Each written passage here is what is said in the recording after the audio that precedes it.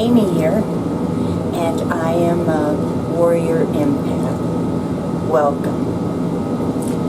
And today, you won't believe what I found. My God, I found the Narcissist Playbook.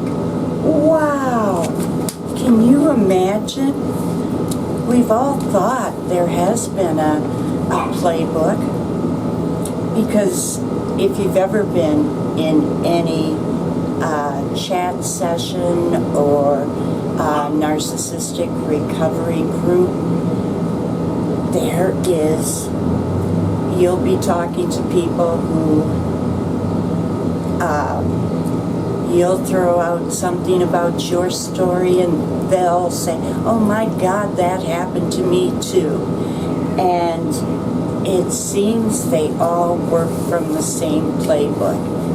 And I am so lucky I got my hands on one. And we're going to talk about that today. And this is probably going to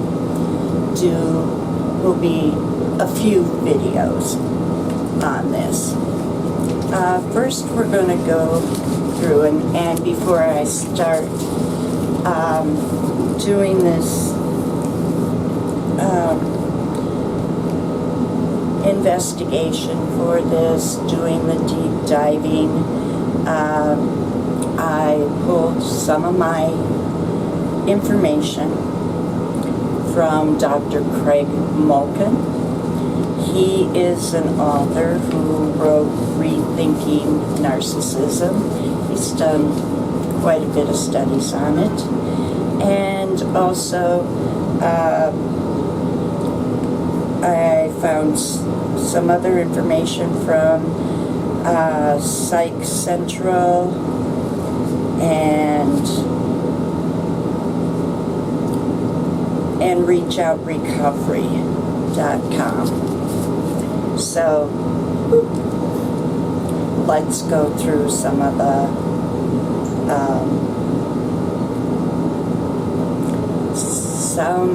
their playbook. And yeah, they really don't have one, but you swear they do. Okay. We'll go over some of the, I've got 10 signs or 10 characteristics that they go through. Of course, we all know that they follow the same cycle with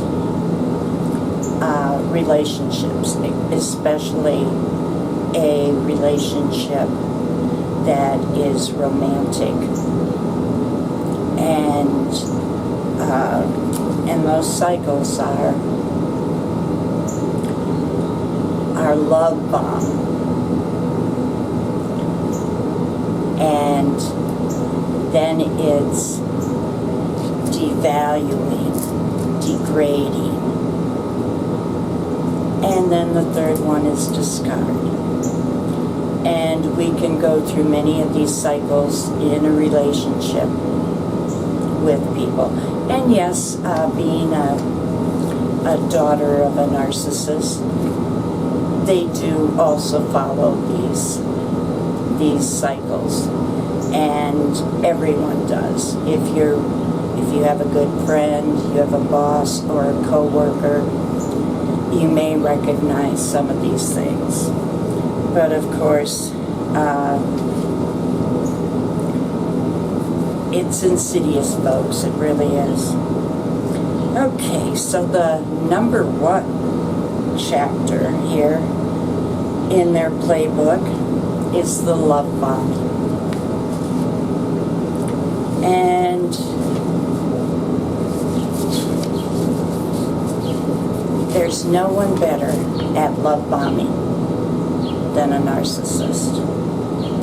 They enjoy the game of the chase,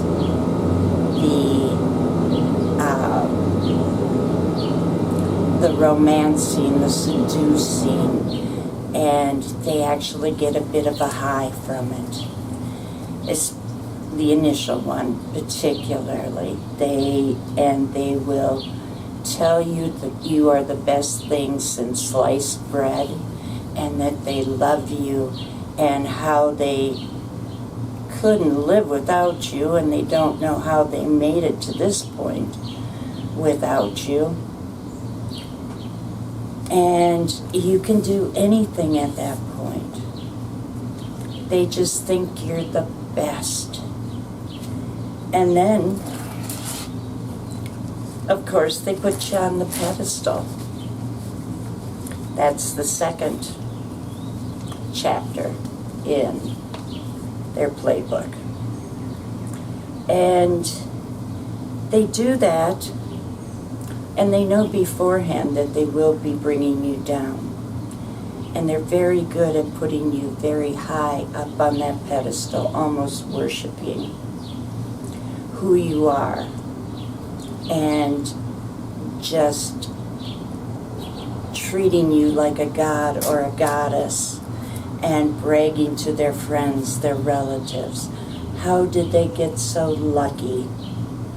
And I'm sure the friends and relatives that have been around a while are thinking, oh my God, here we go again. Here we go again. And one reason they like to put you so high up on the pedestal is because when the devalue comes, they're going to drop you from the heights down to the lowest of despair. And that is done intentionally. And yes, they do know going into each and every relationship that it will not be different. Different people, not so much different relationship though.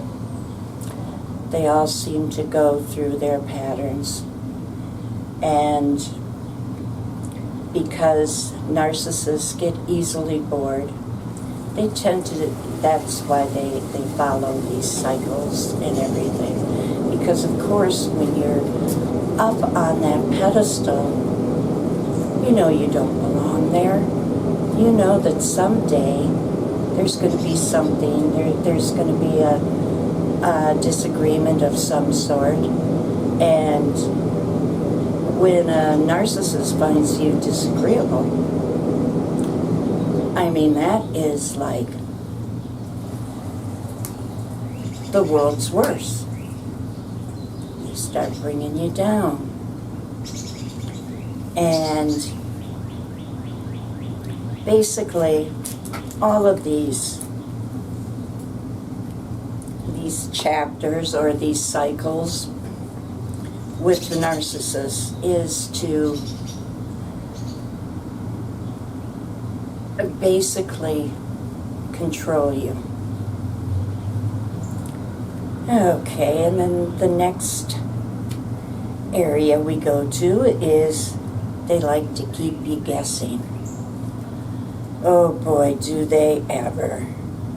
They like that rush of power from the love bombing stage. But it gets more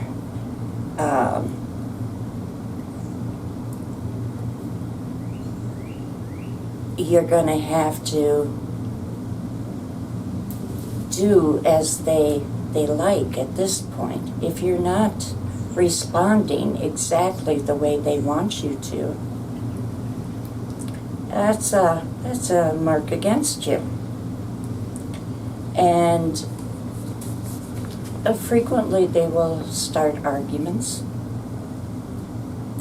Just have an argument and give themselves an opportunity to start the process of keeping you guessing, and then the next day they may be back and just be their charming self. That charm that they put on and they ooze in the beginning. And then yes, this leads to control. And from control, we will go into emotional drama.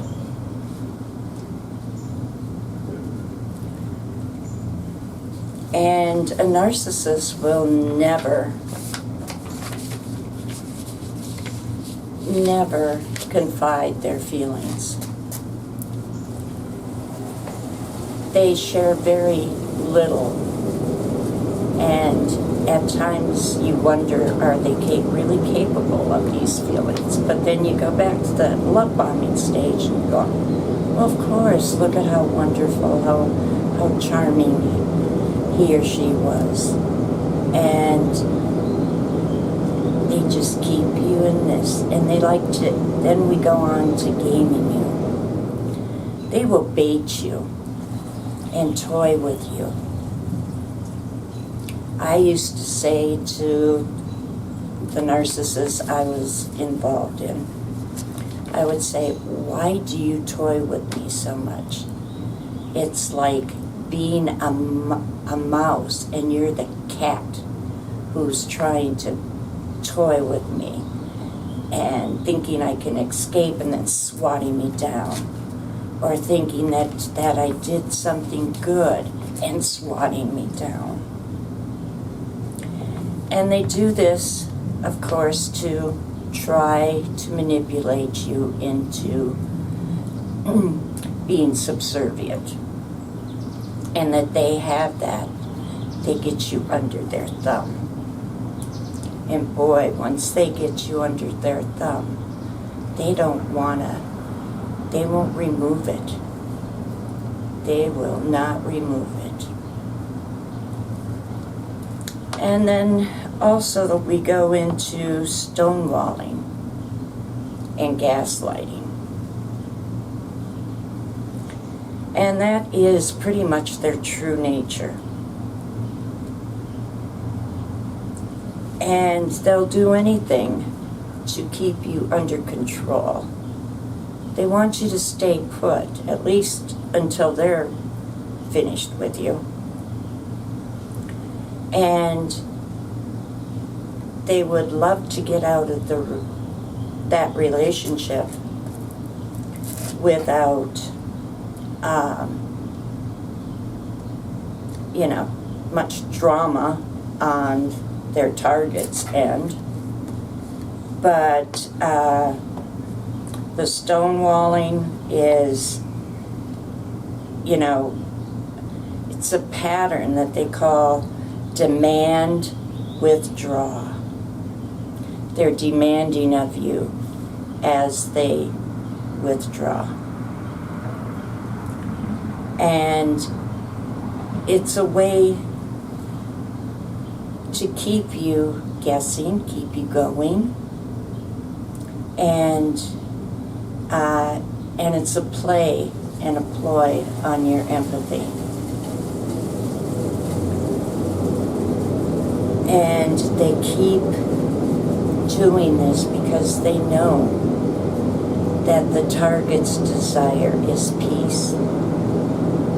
And they will turn it around like, you're the one causing all this drama. But it isn't you. It is them. They push the buttons, they play, they toy until you are so frustrated you can't think, and they push you into arguments so they can have a reason to take a break. They like to ghost at that time. They'll just walk away, stay away for a few weeks or a month, and then come back like nothing happened. And while they are ghosting you, they are looking for, if they don't have already a new supply, they are looking for one. and they start grooming. Or they may just have, it could be an old target that they hoovered and they think it would be fun to go in and toy with that person again. But then they come back. And the gaslighting starts to get really bad. This is when you start to see the smear campaign. And you may very well not even know that you are being smeared at this time, because you're being ghosted. But they're setting up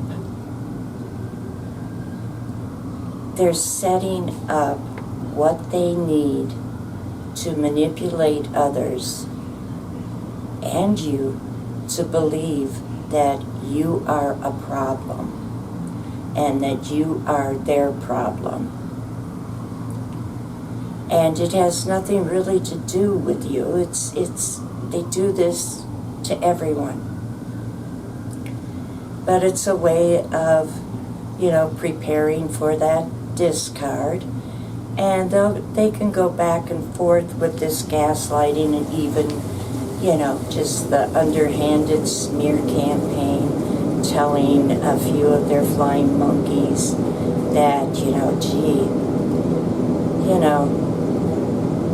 this person, she is so dramatic, she is so over the top emotional and sensitive, and he won't let me do a thing.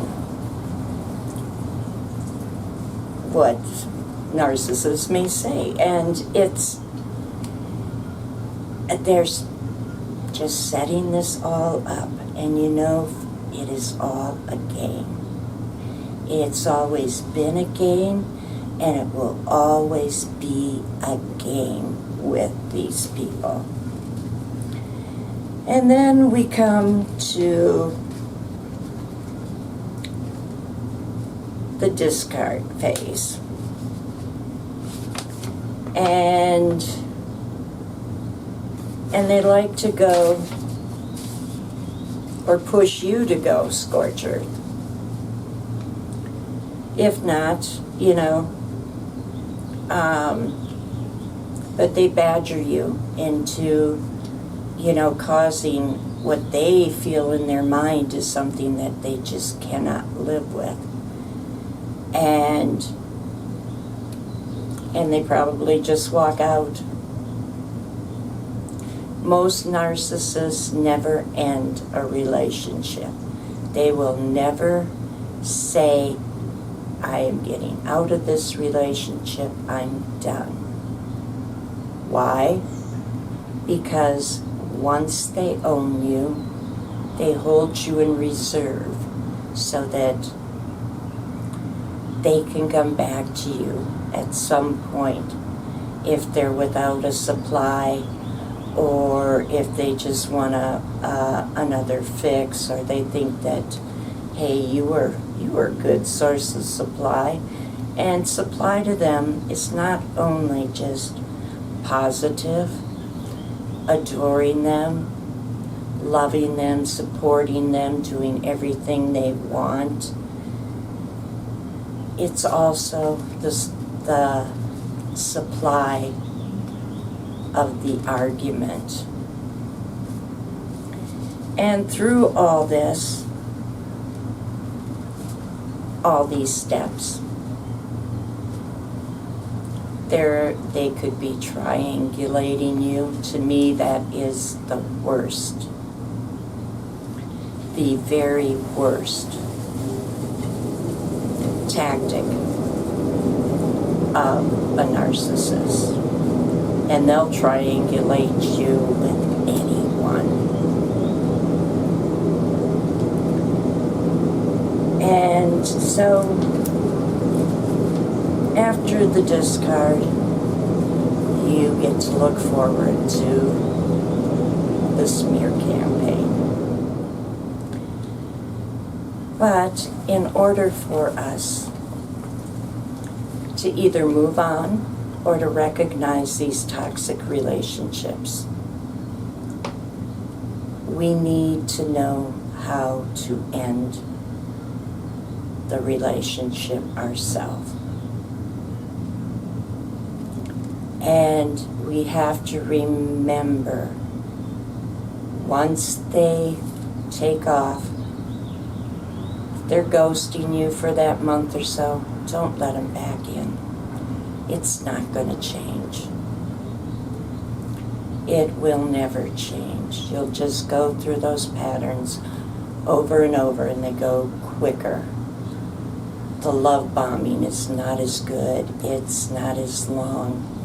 And you go from the love bombing to the discard quite rapidly.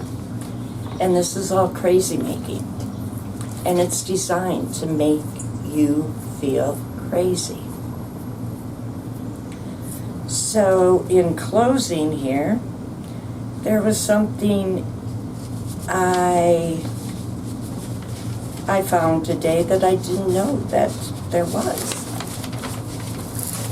But there is an actual narcissistic prayer. And I will read it for you. The narcissist prayer. That didn't happen. If it did happen, it wasn't that bad. If it was bad, it's not my fault.